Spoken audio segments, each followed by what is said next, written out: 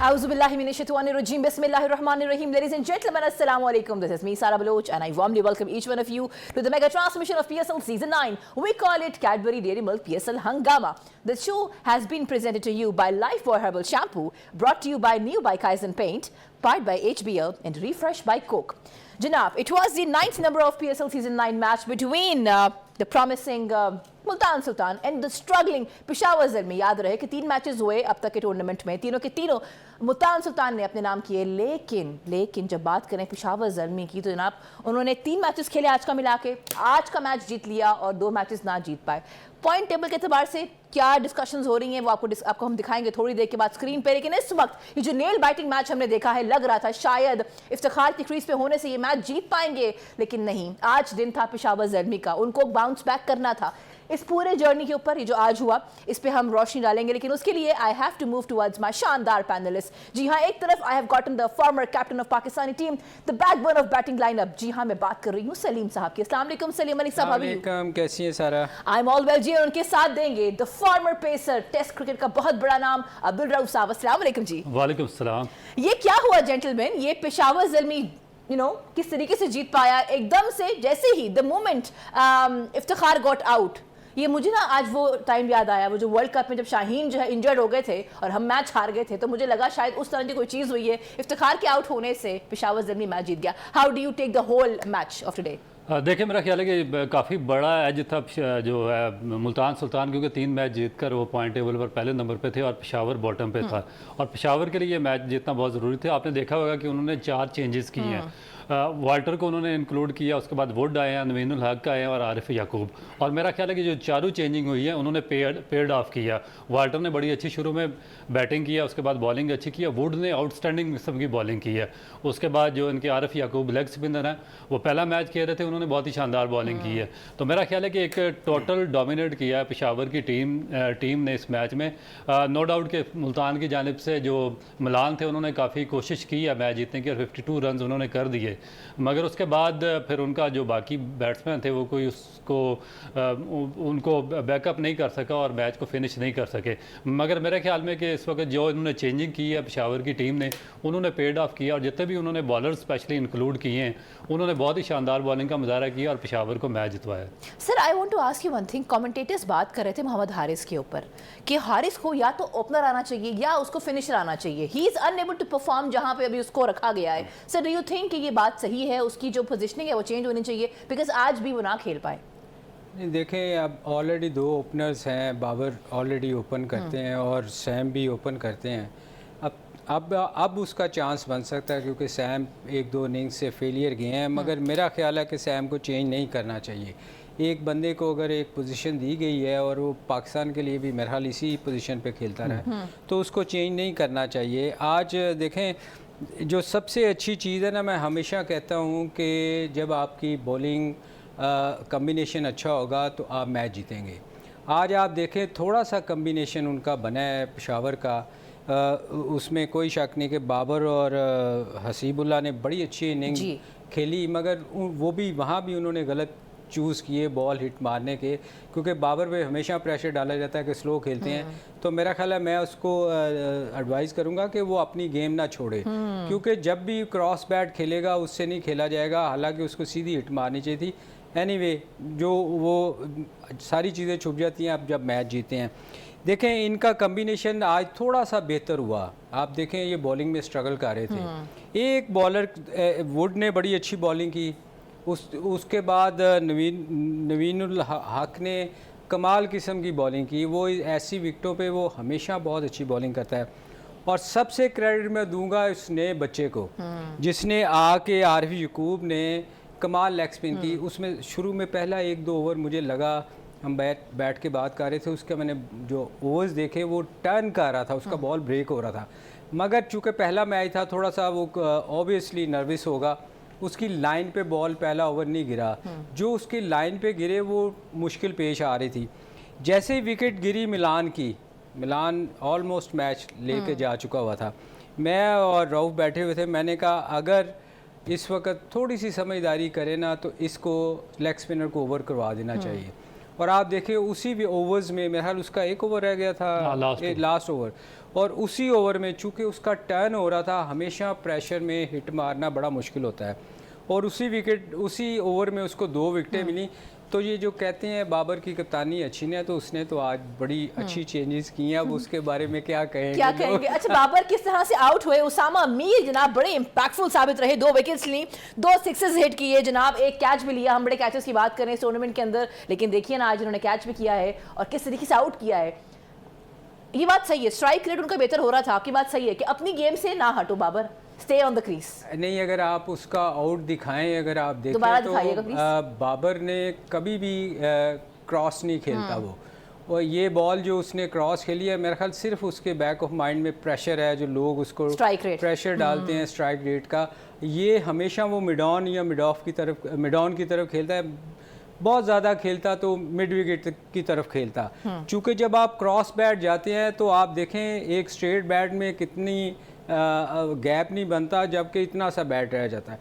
तो मेरा ख्याल उसने और वो जो उनका ओपनर था हसीबुल्ला, दोनों बहुत अच्छा खेले थे। हसीबुल्ला बैटिंग अपनी क्रीज पे खड़े होकर बड़ी अच्छी शॉटें खेल रहा था, और उसको भी उस वक्त ज़रूरत नहीं थी, चूँकि ये T20 ऐसा एक फॉर्मेट है, इसमें आप ना चाहते हुए भी अपने ऊपर प्रेशर डाल लेते हैं। मगर मैं बाबर की फिर बात करूंगा। बाबर को जो है वो बहुत अच्छा उसका स्ट्राइक रेट जा रहा था, उसको क्रॉस नहीं खेलता, उसको अपनी गेम नहीं छोड़नी चाहिए। लोग बातें करते हैं कि अच्छा, मैं इसमें मैं सलीम भाई से एक क्वेश्चन करूंगा, क्योंकि बात ही सलीम भाई आप पाकिस्तान काफ़ी अर्से तक पाकिस्तान के कैप्टन रहे हैं और बैटिंग में जावेद मियांदाद के बाद पाकिस्तान का सबसे बड़ा नाम रहे हैं। ये जो 4-5 यंगस्टर पाकिस्तान टीम है, जिसमें साइम अयूब है, मोहम्मद आरिस है, आज़म खान है, और उसके बाद अभी ख्वाजा नाफे एक नया लड़का आ रहा है। आज हसीबुल्ला खान ने बैटिंग की है। हसीबुल्ला खान को मैं काफ़ी अरसे से बात कर रहा हूँ, फर्स्ट क्लास क्रिकेट में काफ़ी प्रोमिनेंट रहे हैं, लिस्ट ए में इन्होंने काफ़ी रन स्कोर किया। अभी न्यूजीलैंड के टूर पर भी गए, वहाँ पर सिर्फ इनको एक मैच खिलाया गया। तो आज आपने इनकी इनिंग देखी है, इन्होंने 42 या समथिंग रन किए हैं। आपको क्या डिफरेंस लगा है इसकी बैटिंग में और जो बाकी जो 4-5 यंगस्टर्स हैं? नहीं, हसीबुल्ला मुझे तो बड़ा अच्छा लगा उसका खेलते हुए, क्योंकि वो भी एक जिसको कहते हैं, जैसे नाफे ने इनिंग्स खेली थी, वो चारों तरफ खेलता है। आज उसने सिर्फ एक गलती की कि वो अपनी विकेटें छोड़ के खेला, और खेला क्रॉस है। उसको थोड़ा सा मेरा ख्याल है इस चीज़ पे काम करना चाहिए। जब आपको अपने स्कोर मिल रहे हों तो आपको ज़बरदस्ती नहीं करनी चाहिए, क्योंकि वो स्वीप भी बड़ी अच्छी मारता है। आज उसने 6 रन भी मारे। बाकी जितने लोगों का नाम आपने लिया, ये मुझे उनसे बेहतर नज़र आया सिवाय नाफे एक वो प्लेयर है जो उसकी टेक्निक बेहतर है। बाकी आज़म वगैरह तो आपने देखा ही है कि उसने 10 इनिंग्स मिली हैं और 2 की एवरेज है, तो मेरा नहीं ख्याल कि बाकियों को आप कंसीडर करें। ये 2 प्लेयर मुझे बेहतर लगे हैं और इनको मौका मिलना चाहिए। अगर न्यूजीलैंड ले जा के भी नहीं खिलाया गया तो मेरा ख्याल उसके साथ बड़ी ज़्यादती है कि एक बंदे को आप टूर करवाते हैं और उसमें एबिलिटी हो और उसको ना खिलाएं, ये ज्यादती है। अच्छा जी, on this note we have to move towards a commercial break से वापस आएंगे। वी विल बी डिस्कसिंग कि आज मुल्तान की जो बैटिंग लाइनअप है उसमें क्या हुआ।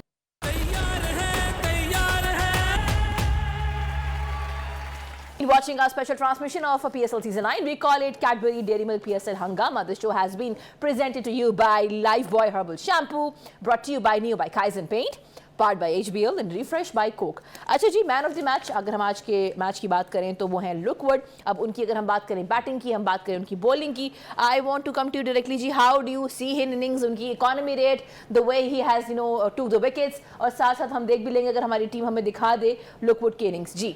देखिए, सबसे पहले तो उन्होंने बैटिंग में बहुत अच्छा परफॉर्म किया और उन्होंने बड़े क्रूशल टाइम पर 17 रन किए। उसके बाद जब बॉलिंग आई है तो बॉलिंग में उन्होंने बहुत ही एक्सेप्शनल परफॉर्म किया। 2 विकेटें ली उन्होंने, 4 ओवर में सिर्फ 13 रन देकर 2 विकेटें ली, जबकि जो पिच थी वो भी सूट कर रही थी जो बैट्समैन है उनके लिए।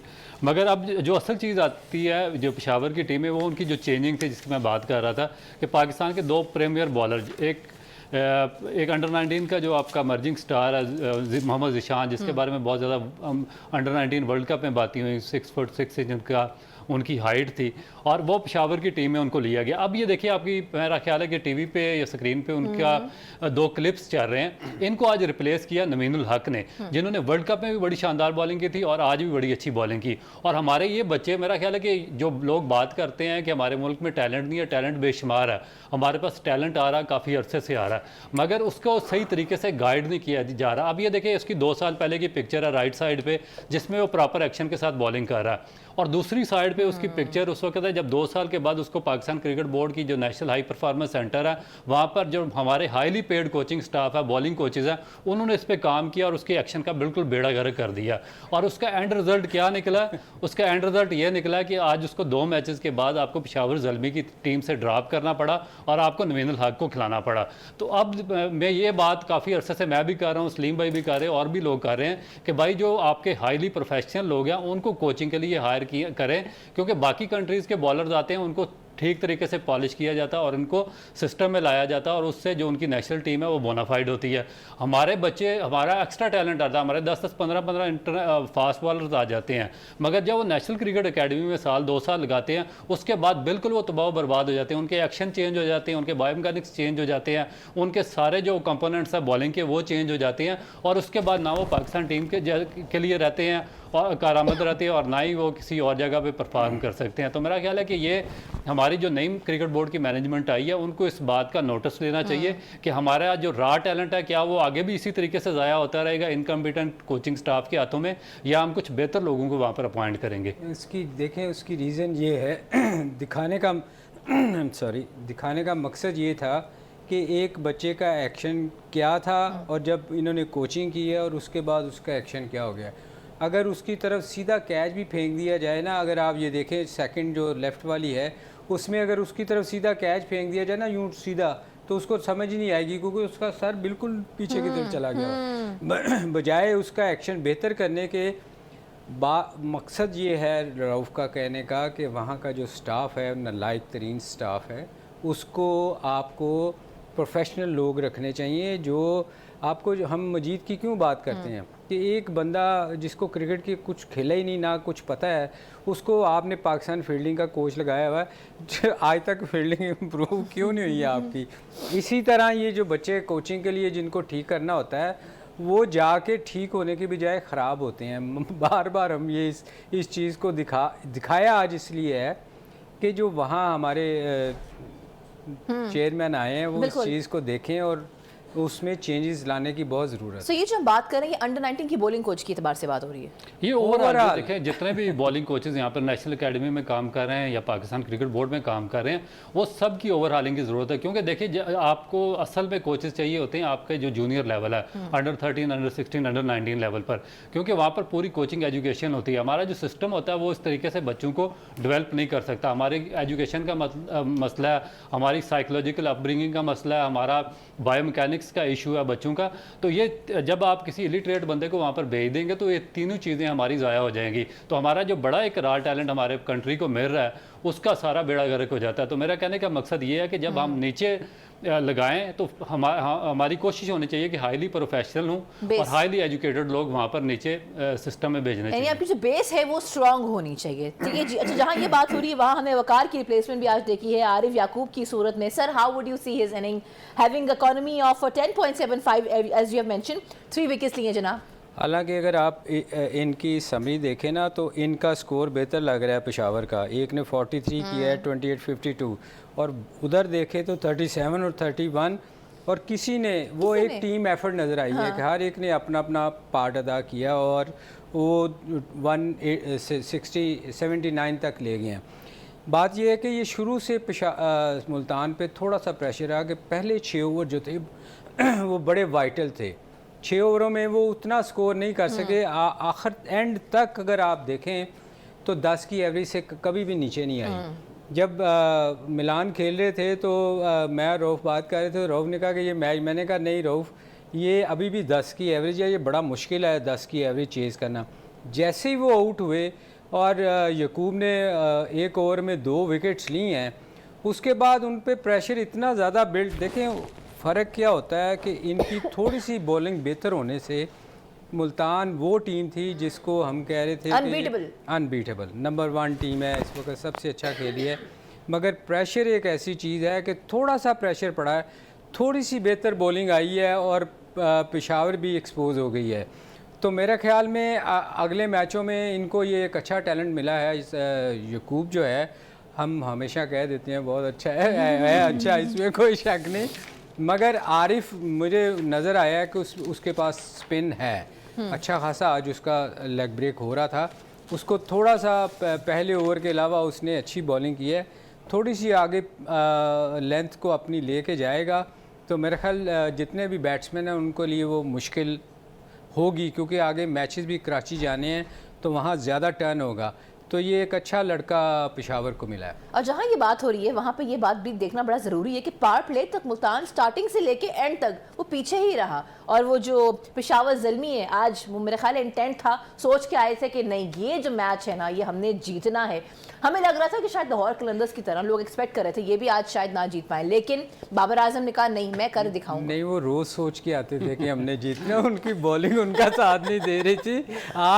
आज चूँकि शुरू से ही उनकी बॉलिंग ने बहुत बेहतर बॉलिंग की। आप देखें ना 6 ओवर में तो 30 कुछ स्कोर हुआ, तो वो अंडर प्रेशर शुरू से थे।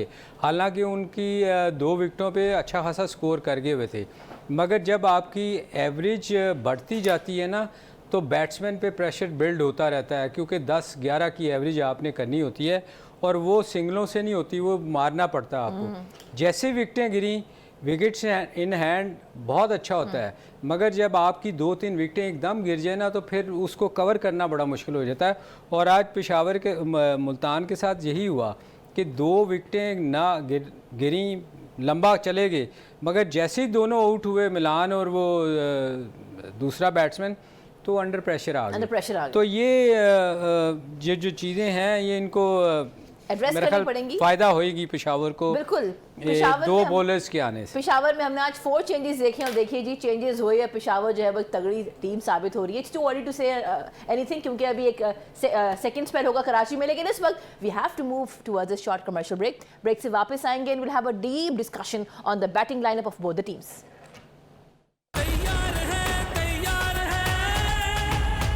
Been watching our special transmission of PSL Season 9. We call it Cadbury Dairy Milk PSL Hangama. It has been presented to you by Lifebuoy Herbal Shampoo, brought to you by Neo by Kaizen Paints, powered by HPL and refreshed by Coke. Janab Herbal, let's have a quick look on this points table. Janab, Multan Sultan ने 4 matches खेले हैं, 3 matches जीते, 1 match हार गए, with points of 6 and the run rate was 0.812. हम बात करें Quetta Gladiators की, they are sitting on point number 2. 3 matches खेले, तीनों के तीनों जीते, 6 पॉइंट्स इनके भी हैं, 0.686 is the net run rate. Then on number 3 we have gotten Islamabad United. Then on number 4 we have gotten Karachi Kings. Number 5 Peshawar Zalmi, and number 6 Lahore Qalandars. Gentlemen, Lahore Qalandars, the defending champions, is on the bottom now. Oh my God. कोई बात नहीं, कराची भी आता रहा है। कराची भी आता है। अच्छा, हमारे जो पैनलिस्ट हैं वो कह रहे हैं कि बहुत चीज़ें डिपेंड करती हैं कराची के स्पेल पे, चीज़ें बदल जाएंगी। ऑब्वियसली बहुत सारी चीज़ें बदलेंगी। अच्छा, जहाँ हम ये सारी बातें करेंगे चीज़ें बदलेंगी, कराची में जाकर मुल्तान की काफ़ी सारी चीज़ें बदलेंगी, क्योंकि जो मुल्तान की टीम है बेसिकली वो खेल रही है अपनी स्ट्रॉन्ग जो सीम बॉलिंग है उसके ऊपर। तो आज थोड़ा सा जो पिच है उसका बिहेवियर थोड़ा डिफरेंट था, वो बैटिंग को सूट कर रही थी, तो उसमें जो मुल्तान के बॉलर्स हैं उन्होंने कास्ट किया है। तो आगे अगर कराची में यही बॉलिंग लाइन के साथ चले गए तो उसमें इनके लिए बहुत ज़्यादा मुश्किल क्रिएट होंगी, क्योंकि बिल्कुल उसकी वजह ये है कि ड्राई पिचें हैं बिल्कुल, और जो उनके सीम बॉलर्स हैं वो इफेक्टिव हैं। इस तरह की जो मॉइस्चर वाली विकटें हैं ये मुल्तान में या लाहौर वाली, वो कंडीशन उनके लिए सूटेबल हैं। कराची के बिल्कुल ड्राई पिचों के लिए आपको बहुत ज़्यादा जो T20 के एक्सपर्ट बॉलर्स होते हैं, थोड़े से पेस वाले बॉलर वो चाहिए होते हैं।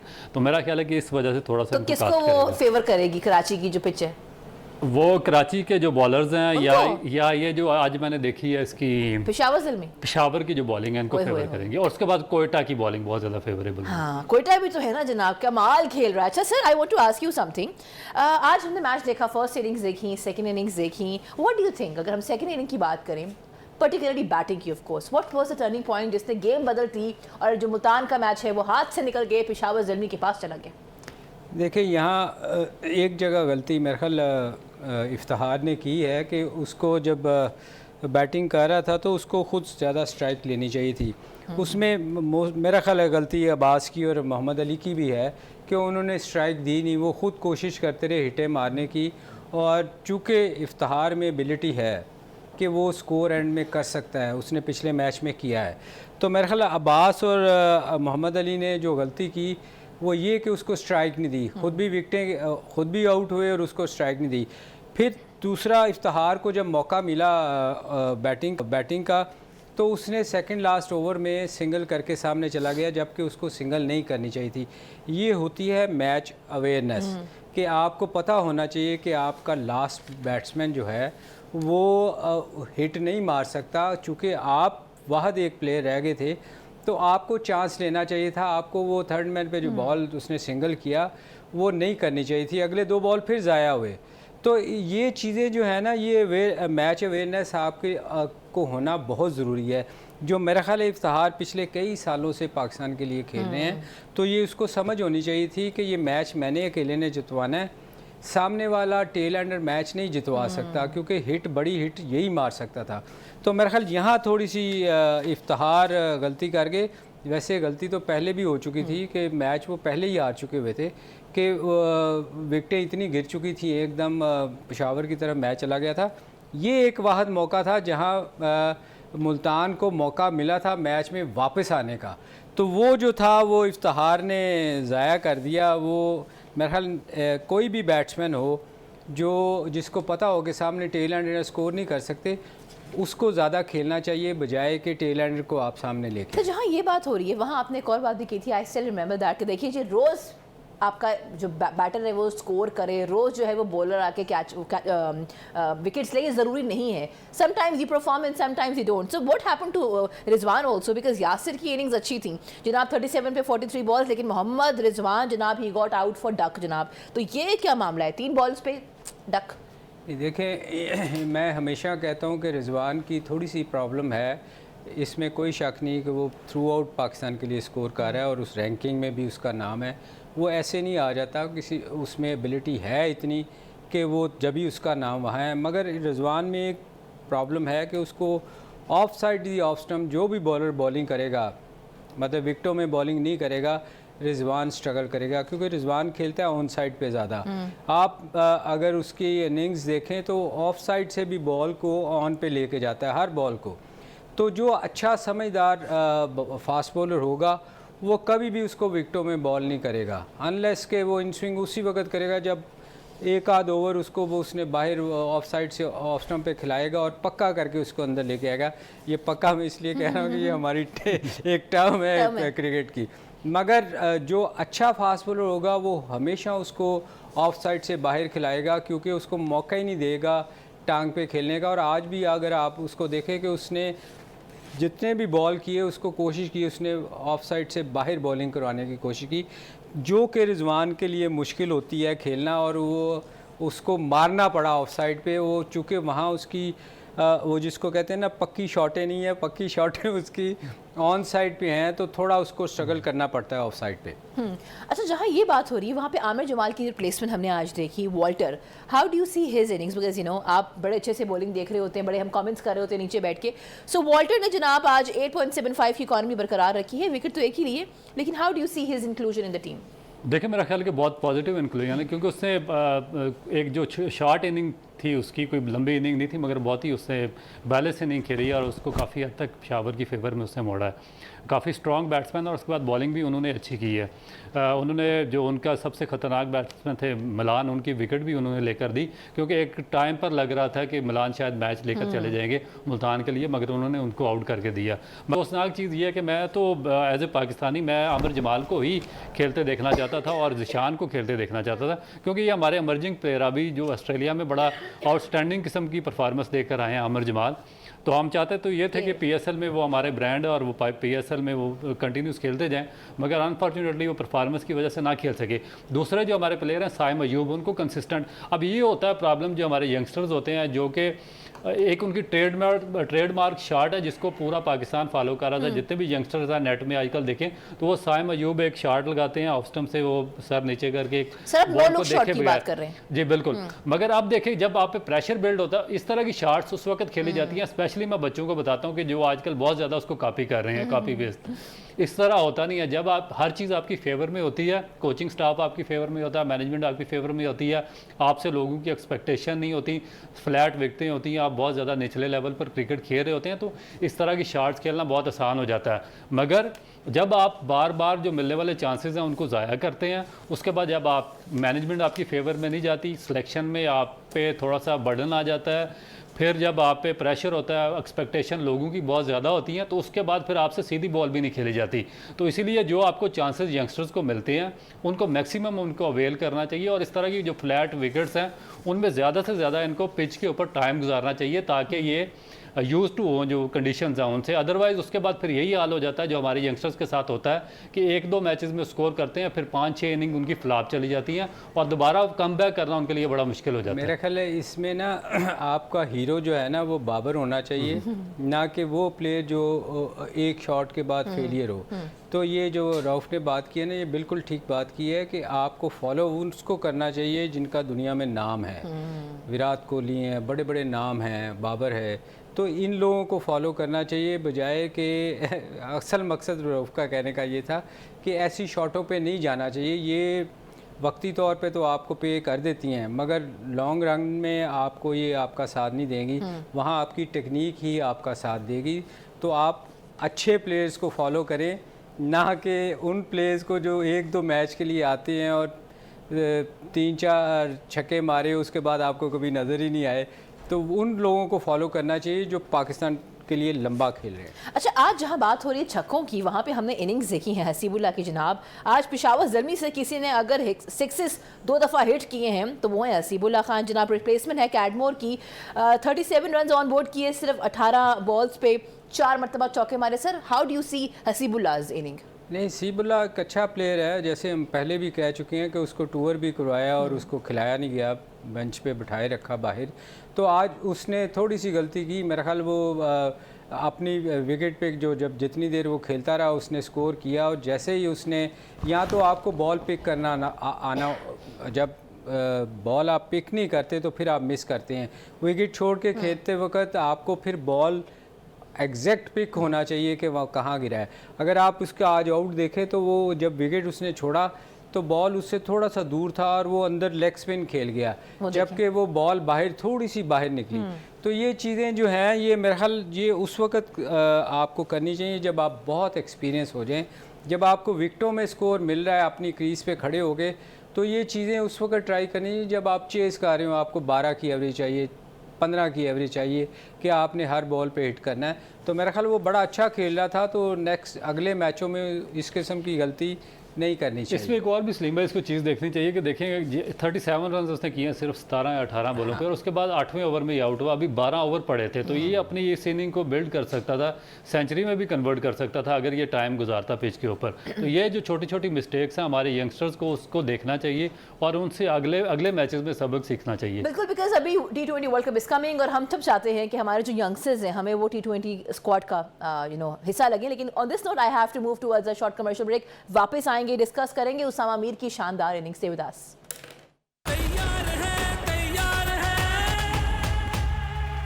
You've been watching our special transmission of PSL Season 9. We call it Cadbury Dairy Milk PSL Hangama. This show has been presented to you by Lifebuoy Herbal Shampoo, brought to you by Neo by Kaizen Paints, powered by HBL and refreshed by Coke. जनाब, आज एक रोज़ कुछ ना कुछ ऐसा होता है जो ज़रा कंट्रोवर्शियल बनता जा रहा है। अगर हम बात करें PSL Season 9 की, आज हमने एक कैच देखा है, डेविड विली जनाब खेल रहे थे, he got out by the way on golden duck. होता ये कि वो आते हैं, आपको हमारी टीम दिखा भी रही है, आरिफ याकूब का ओवर है और वो कैच कर लेते हैं मोस्ले। अब हो ये रहा है कि फीट उनका बाउंड्री से बाहर, अगर हमारी टीम दिखा दे फीट बाहर है उनका बाउंड्री से, कैच वो पकड़ लेते हैं। I am just thinking, and gentleman you can coat better on this, ये जो बेनिफिट ऑफ डाउट है ये फील्डिंग को दिया है। ये अगर बैटिंग को देते तो ये जो मुल्तान सुल्तान है इनकी शायद काया पलट जाती और शायद ये मैच जीत जाते। You think this was also a turning point of the match? और ये क्या सही लग रहा है आपको? देखें, ये तो बेहतर डिसीजन अंपायर का होता है, also, हाँ। मगर मुझे ऐसे लग रहा है कि ये उसका पाँव नीचे लगा हुआ था। ये देखिए, क्योंकि आप बहुत तेजी से कैमरा घुमाएंगे ना तो आपको ऐसे ही लगेगा कि बहुत बड़ा आउट था। ये देखिए स्लो मोशन अगर दिखा रहे हैं। स्लो मोशन में अगर आप देखें तो लगता ऐसे है कि उसके हाथ जब टच हुए हैं तो उसका पाँव नीचे लगा हुआ था। थोड़ा सा डोजी सा था, इसको आप कह सकते हैं कि अब ये एम्पायर की मर्जी थी, वो जिस तरह मर्जी चला जाए। What do you comment on this, देखिए, Rauf? अगर आपके पास कैमरे अच्छे नहीं है और आपके पास बहुत ज़्यादा क्लोजिंग कैमरास नहीं है तो मेरा ख्याल है कि फिर बेनिफिट ऑफ द डाउट जो है वो बैट्समैन को जाना चाहिए। और मुझे भी इसी तरह लग रहा है कि जिस तरह जब इन्होंने कैच पकड़ा और बॉल इनके हाथ पे लगी है तो उस वक्त इनका पाँव ज़मीन पे टच कर रहा था। तो मेरा ख्याल है कि अगर कैच ना दिया जाता और 6 रन दे दिए जाते तो ये मुल्तान को बहुत ज़्यादा फेवर करता, क्योंकि बड़ी आसान पोजीशन में मुल्तान की टीम आ चुकी थी। अच्छा, और जो कमेंटेटर्स थे जब मैच मैं देख रही थी तो उन्होंने ये भी लिखा, वो ये भी कह रहे थे कि दैट्स अ शॉकिंग डिसीजन, क्योंकि बेनिफिट ऑफ द डाउट आपने एक डॉजी कैच को दे दिया है, his foot was still touching the ground. तो कमेंटेटर्स भी यही सोचते हैं। ये तो हमें भी लग रहा है ना कि उसका पाँव ज़मीन पे जब टच हुआ है उसके हाथ को, उस वक्त लग रहा था कि उसका पाँव ज़मीन पे है। तो ये अब अंपायर की मर्ज़ी है, उसने आउट दे दिया है।